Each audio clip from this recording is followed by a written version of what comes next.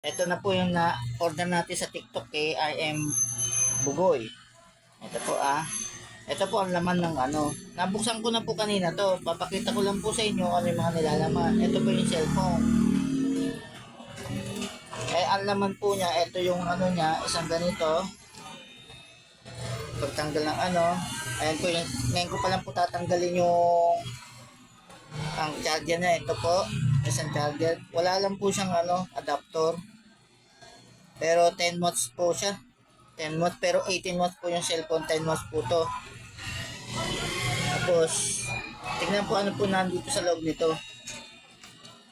Yung mga warranty, yun lang po. Wala po siyang libreng case. Bumili lang po ako ng case sa ano rin po, sa TikTok din po. Pero doon sa loob ng ano, ng cellphone, wala po siyang libreng case.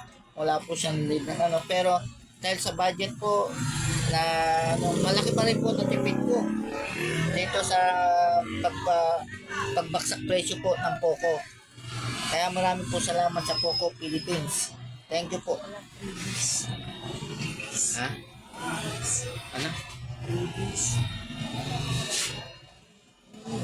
Sabihin ko ano, wala? Play.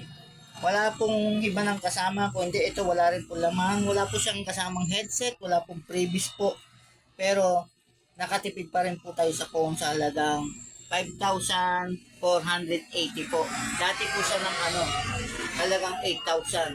Ngayon, nakuha po natin ng baksak presyo kay IM Bugoy po. Thank you sir. Pagbaksak ng presyo at may bago na akong cellphone.